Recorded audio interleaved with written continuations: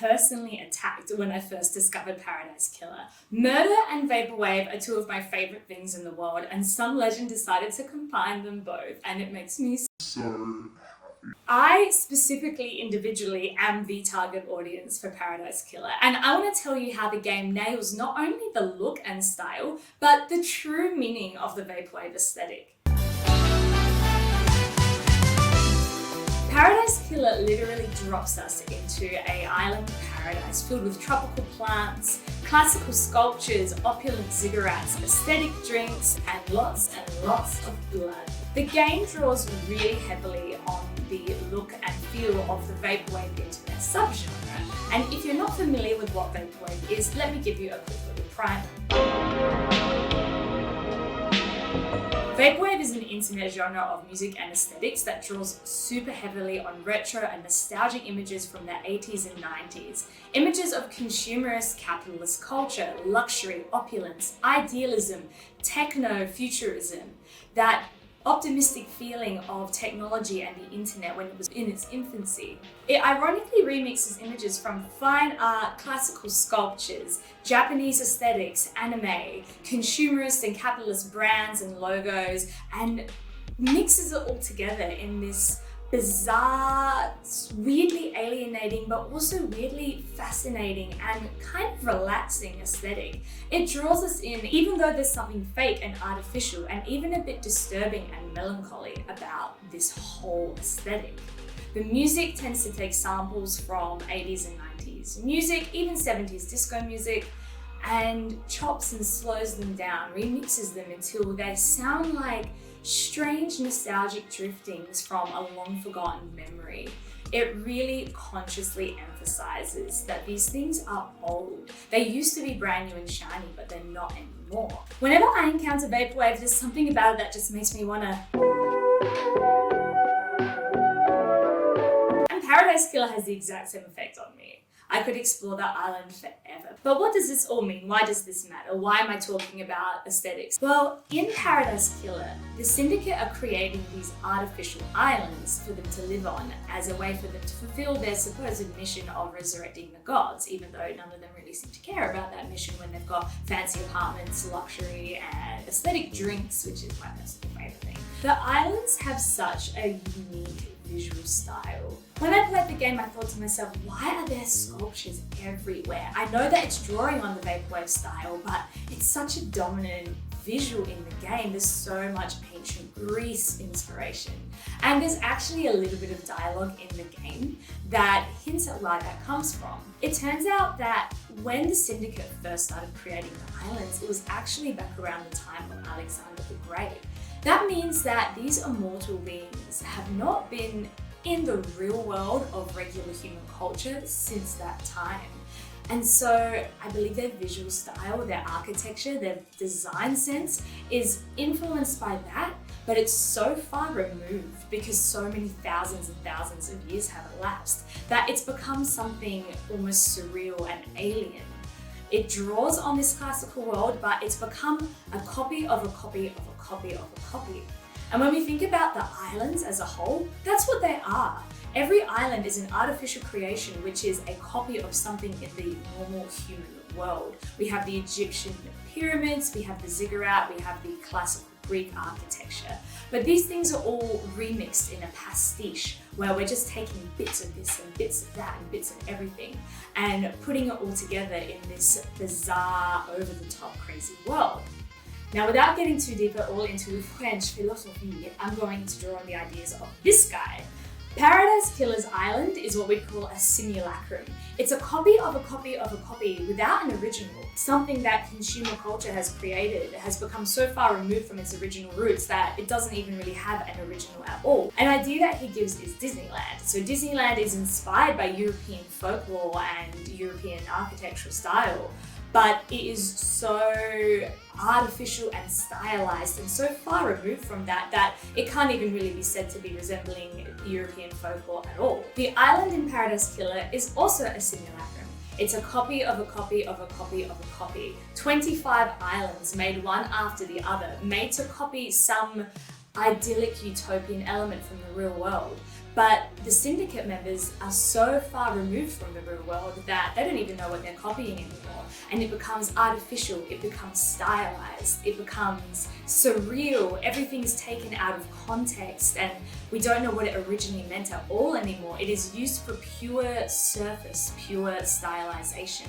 It becomes hyper-real.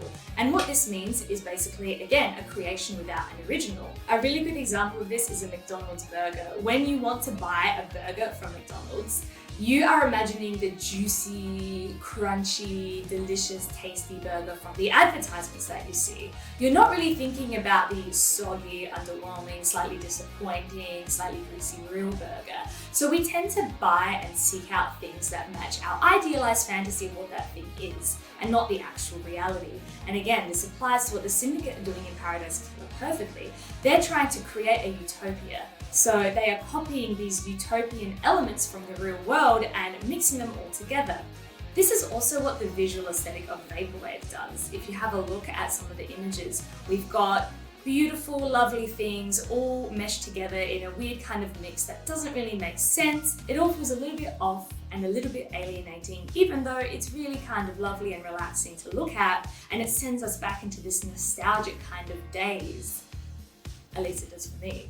And the idea of perfection is a really key concept here. In Paradise Killer, the Syndicate are trying to create a perfect island. There's so much talk about Perfect 25 and what it's going to be like. We have achieved perfection. It is an idea of striving for a perfection that they are never going to reach. And the characters often refer to this in the game. They question whether Perfect 25 is really going to be all that perfect after all. Every single island that they've created in Paradise Killer has become corrupted. It's deteriorated. There's some decay at the heart of it when the demons invade. They can't keep their islands pure. They can't keep their islands perfect, even though they've tried 25 times. And the idea of perfection is also really key to Vaporwave. This idea of the failed utopia, this idea of something that was intended to be perfect and idyllic and utopian that has somehow become corrupted from within.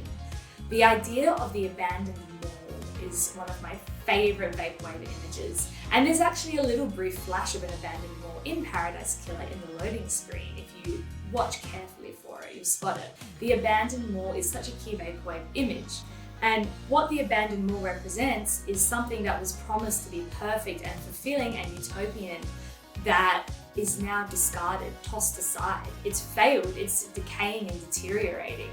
Exactly like each island in Paradise Killer. For the Vaporwave aesthetic, these failed utopias are associated with that 80s and 90s techno-optimism.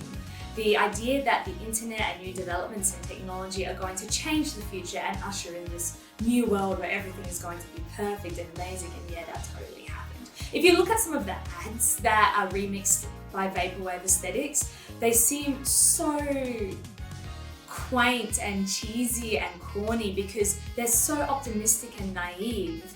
They tend to promise the world, but now we know that those promises didn't fill out. And it's that retrospective sort of looking back and knowing that we felt that way at the time. We felt like getting a computer was going to revolutionize our lives, and it did, but not necessarily in the incredible, inspiring, fulfilling way that these advertisements and companies promised us that they would. And again, in Paradise Killer, every island they create promises to be a perfect paradise, and every single one of them has failed, with the strong implication that Perfect 25, so-called perfect, is going to fail as well. Speaking about the excesses of consumerism, that imagery of luxury and consumption and high living is really prominent in Vaporwave.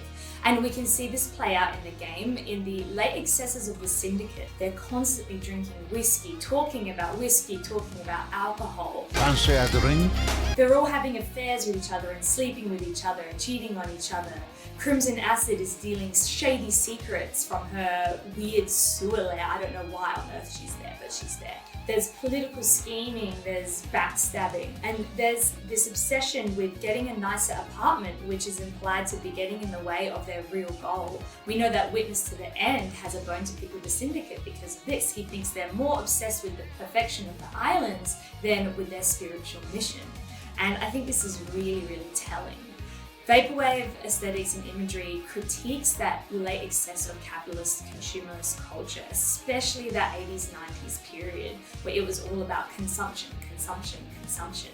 So even though Vaporwave aesthetics are beautiful and gorgeous and they make us feel this certain type of way where we feel like we're in another world, we're taking into this surreal landscape, we're in this comforting, nostalgic space, there is also such a bleakness and such an emptiness at the heart of Vaporwave aesthetics. They make you feel melancholy, they make you feel weirdly sad, even though it's comforting at the same time. It's this strange, bittersweet sort of paradox that I am just so obsessed with.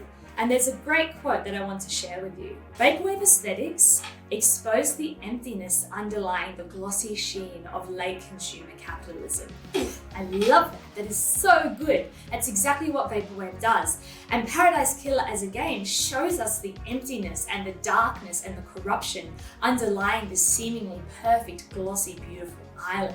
There's also a strong theme of detachment from history that runs through Vaporwave. When we see these weird floating Greco-Roman sculptures, we're reminded of a time before the current era that's overwhelmed by capitalism and uncertainty, a time when art seemed to mean something. Art being beautiful seemed to be something that we could rely on, but now art can be disturbing, distressing, bizarre, incomprehensible, or just plain weird. And the Greco-Roman sculptures and classical aesthetics that we see in Vaporwave remind us of that time before this tornado of postmodernism sort of upended everything that we thought we knew about the world and its ideals. The distortion that we see in the images tells us that we can never recapture the past. We can't go back to that era of optimism. We can't go back to our childhoods where things seemed comforting and fun. There's a longing for a more meaningful, connected, authentic life in those images. The fact that they're distorted shows us that we can never truly achieve that again. And that is where this bleakness and emptiness and alienation comes from that we see in the Vaporwave aesthetic.